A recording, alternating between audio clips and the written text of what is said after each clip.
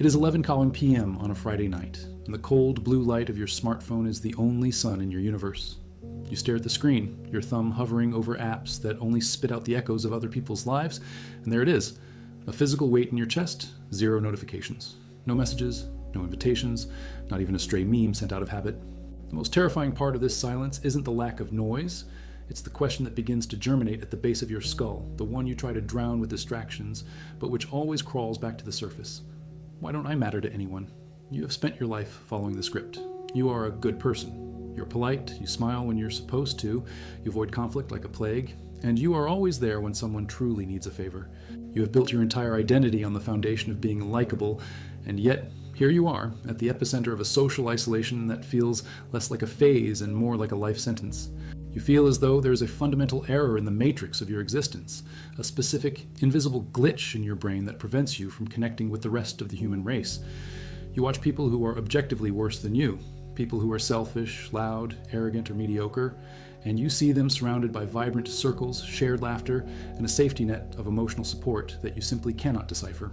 You wonder if the world has truly grown colder, more superficial, more transactional, or if the reality is much darker, that there is something intrinsically broken within you that others detect instantly, like a scent of social decay.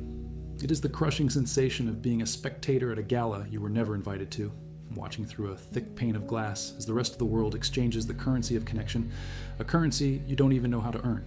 This isn't just a fleeting moment of boredom. It is a profound existential dissonance. You've done everything they told you to do to be accepted, yet the result is absolute invisibility. Close your eyes for a moment and feel the weight of the air in the room. This loneliness isn't just the absence of people, it is the haunting presence of a shadow that whispers that perhaps, just perhaps, you're destined to be a satellite, always orbiting the lives of others, catching glimpses of their warmth but never allowed to enter the core. You've tried to convince yourself that you prefer your own company, that you are a lone wolf, a stoic soul too deep for the shallow waters of modern society. But in the pit of your stomach, you know that's a beautiful lie you tell yourself, so you don't have to face the fact that you don't know how to break the glass. You feel like a ghost walking through a crowded shopping mall. You can see, you can hear, you can even touch, but no one ever turns to look you in the eyes and acknowledge that you are real. It is a dull, eroding ache that worsens every time you put your phone away after checking it for the 10th time in an hour, only to find the same hollow emptiness staring back. Is it possible that your very kindness is your cage? Is it possible that the mask of the nice person you wear so carefully is exactly what keeps the world at a safe, sterile distance?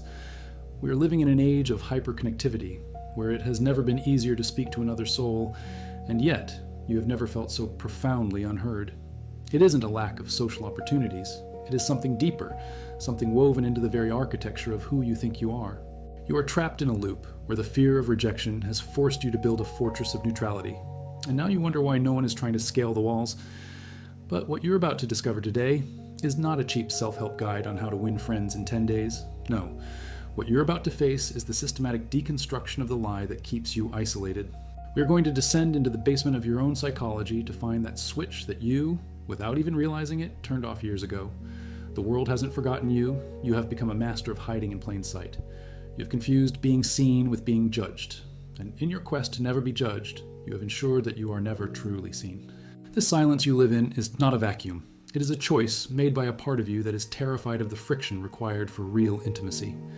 You're tired of being the person who everyone likes, but no one calls.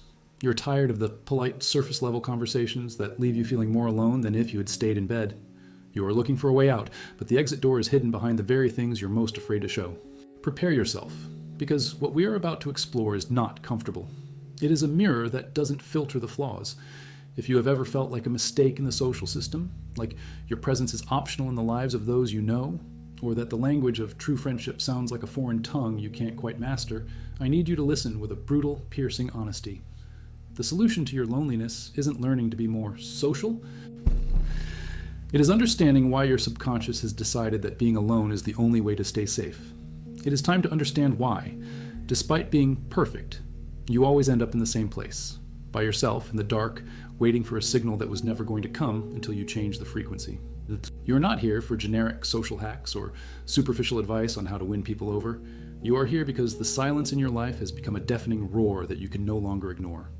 Over the next few minutes, we are going to systematically dismantle the 3 invisible barriers you have spent years unconsciously constructing barriers you thought were shields protecting your heart, but are actually the cold bars of your own cage. This is your social reset. By the time we reach the end of this journey, you will hold the blueprint to a new way of existing among others. You will finally realize that your lack of deep connection isn't a character flaw or a mark of being unlikable, but a physiological response to a world you no longer know how to navigate. You will never see a night alone as a sign of failure again, but as a space for the transformation we are about to begin.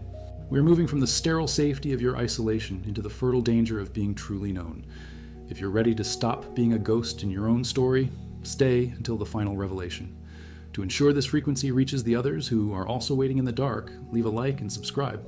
Consider it your first act of stepping out of the shadows and joining a tribe that values the truth over the mask. Because the first step to finding your people is realizing that most of the people you've lost were never yours to begin with. The first reason your social circle has shrunk to a point of near extinction is what we call the convenience trap, or more accurately, the school hangover. Think back to the time in your life when you had the most friends. For most, it was high school or university. You didn't have to be charismatic then. You didn't even have to be interesting. You simply had to be present. You were trapped in a room with the same people for 8 hours a day, 5 days a week for years. This is forced proximity. In this environment, friendships are forged not by shared values or deep soul connection, but by the sheer frequency of interaction. You were friends because you were there. But when the institution disappears, the friends disappear with it. You look back and wonder why those bonds dissolve like salt in water the moment the graduation caps hit the floor. Aristotle, over 2,000 years ago, identified this exact phenomenon in his Nicomachean Ethics. He categorized friendship into 3 distinct levels, and most of what you have lost falls into the lowest tier, the friendship of utility. These are relationships based on mutual benefit. The coworker you complain with, the gym partner you train with, the neighbor you share tools with. These people were never your people. They were your circumstances. Aristotle warned that the friendship of utility is easily dissolved, for if the parties are no longer useful to each other, they do not love each other. When you left that job or moved that apartment, the utility expired, and so did the bond. The problem is that you haven't transitioned from the passive friendship gathering of a child to the active friendship forging of an adult. You're still waiting for a room to be assigned to you where people are forced to like you. But in the real world, no one is coming to save you from your solitude. You have to realize that a life built on utility is a life built on sand. If you don't learn how to move toward the third tier, the friendship of virtue, based on shared character and mutual growth, you will remain a nomad in a world of temporary faces. This realization is your first existential punch. You aren't bad at making friends, you just haven't realized that the automatic friendships of your youth were a biological freebie that has now been revoked. This brings us to the second, more painful barrier, the transparency paradox. You pride yourself on being nice. You're the person who never offends, who always agrees, who keeps their opinions quiet to keep the peace. You think this makes you approachable, but in reality it makes you invisible. You have built a wall of niceness that is so polished and so smooth that no one can find a grip to climb over it. People do not connect with perfection. They connect with friction. They connect with the jagged edges of your personality, your weird obsessions, your controversial takes, and your vulnerabilities. When you present a sanitized, safe version of yourself to the world, you are offering a ghost. And you cannot hug a ghost. You are suffering from a fear of being seen because you have equated being seen with being judged. Dr. Brené Brown, the world's leading researcher on human connection, has spent decades proving that vulnerability is the birthplace of love, belonging, joy, courage, empathy, and creativity. She argues that if you cannot be vulnerable, if you cannot show the cracks in your armor, you are incapable of true connection. By being too nice, or neutral, you are effectively practicing what psychologists call social shielding. You are hiding your true self so that if people reject you, they aren't rejecting you. They are only rejecting the mask. It feels safe, but it is the safety of a coffin. Think about the people you are drawn to. Are they the ones who agree with everything you say? Or are they the ones who challenge you, who laugh at their own failures, who show their scars without shame? You are likely repelling the very people you want to attract, because your neutrality feels untrustworthy. People wonder, what is this person hiding behind that polite smile? Until you are willing to risk being disliked for who you actually are, you will never be loved for who you actually are. You will remain a background character in everyone else's movie, because you refuse to step into the light and risk the glare. The third layer of this isolation is the modern plague of digital parasocialism. You are living through a social malnutrition crisis. Your brain, evolved over millions of years to interact with small tribes of humans in the physical world, is being tricked by the digital rectangle in your pocket. You spend hours consuming people, watching their stories, reading their thoughts, seeing their family photos, and a primitive part of your brain registers this as a social interaction. You feel full, but you are not nourished. It is the emotional equivalent of eating sawdust because it's shaped like a steak.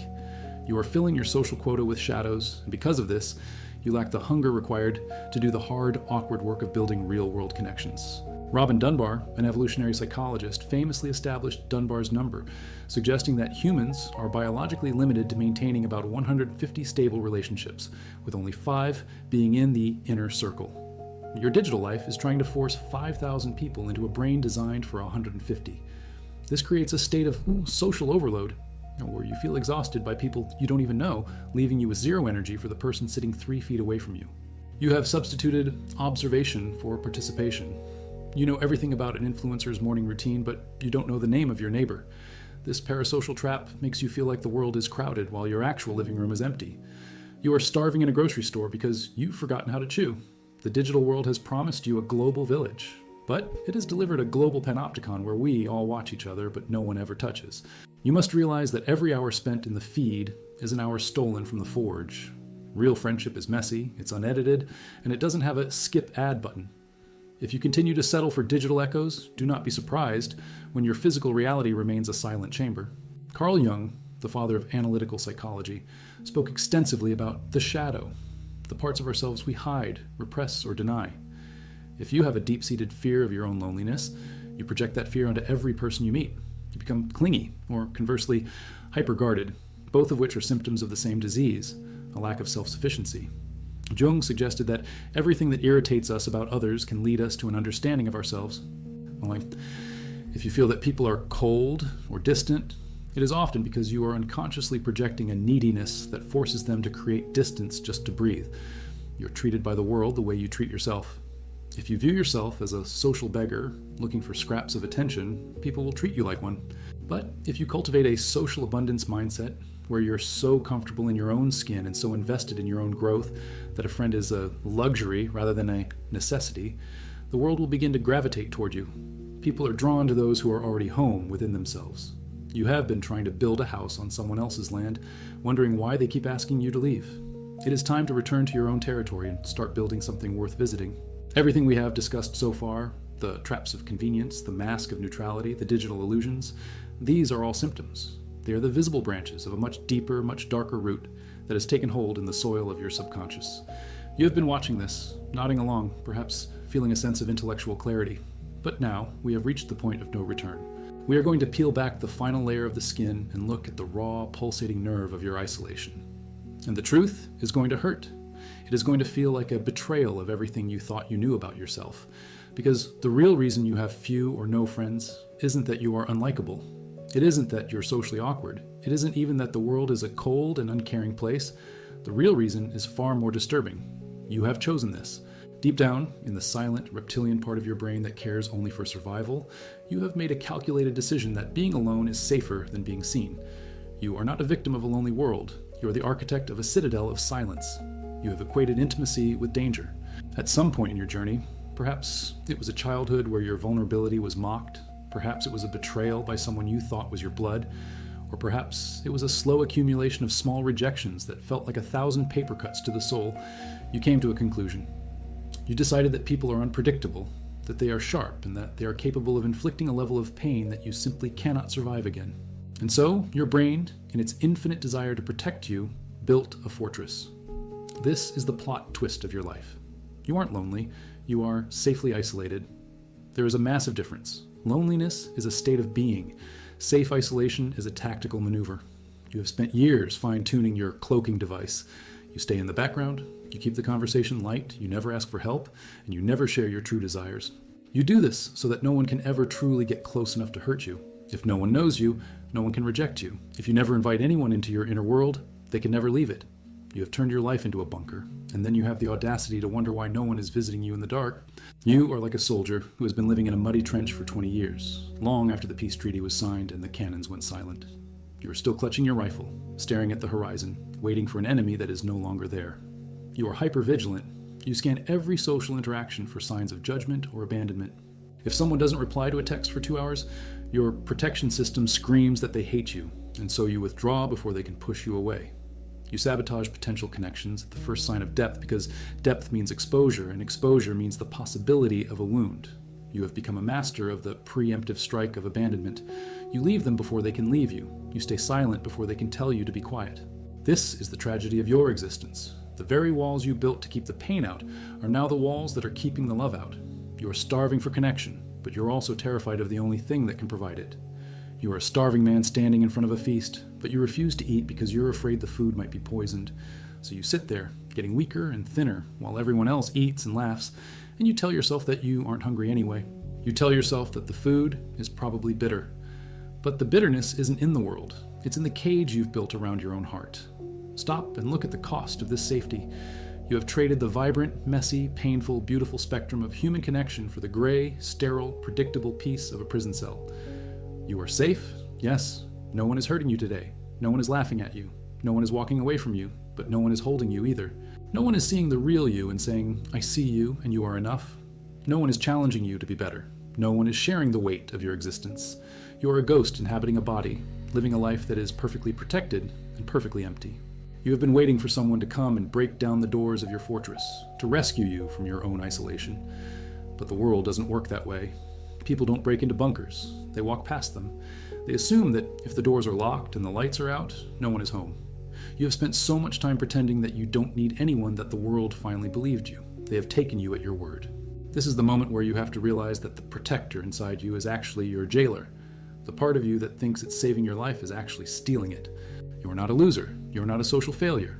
You are a survivor who forgot that the war is over. You are a soldier who has forgotten how to be a civilian. You have been so busy surviving that you have forgotten how to live. Real life requires friction. It requires the risk of being misunderstood, the risk of being judged, and the risk of being rejected. Without that risk, there's no reward. There's no such thing as a safe friendship. Every time you open your mouth to tell someone the truth about how you feel, you are handing them a weapon they could use against you. But if you never hand them the weapon, they can never hand you their heart in return. The silence in your room tonight isn't a sign that you are unwanted. It is a sign that your defenses are working perfectly. It is a sign that you have successfully hidden yourself away from the world. But now that you know the truth, now that you see the walls for what they really are, you have a choice. You can stay in the bunker, safe and starving until the end of your days. Or you can do the most terrifying thing a soldier can do. You can put down the rifle, climb out of the trench, and walk toward the light, even though you know you might get hit. You have to decide if the safety of your loneliness is worth the slow death of your soul. The door isn't locked from the outside. It never was. You are the only one with the key, and you are the only one who can decide to turn it. You have spent your entire life trying to be perfect, so that the world would finally love you, only to find that your perfection was the very thing keeping the world at a distance. True connection isn't something you stumble upon while hiding in the shadows. It is a fire you forge in the open, using the raw materials of your honesty, your flaws, and your courage to be seen. You are not broken, and you are not alone in your loneliness. You are simply waiting for permission to stop being a soldier and start being a human being. But that permission will never come from the outside. You must be the one to lower the drawbridge. You must be the one to speak first, to risk the awkwardness, and to show the world the jagged edges you've been so ashamed of. Because those edges are the only parts of you that others can actually hold on to. Connection is not something you find. It is something you forge by the courage of being seen exactly as you are. If these words felt like a mirror to your soul, I want you to do something small but radical. Leave a comment below that simply says, I'm ready to be seen. It's a signal to yourself and to every other person reading this in the dark that the walls are coming down. And if you're wondering how to take that very first step toward a real conversation after years of silence, watch this video next. The war is over. It's time to come home.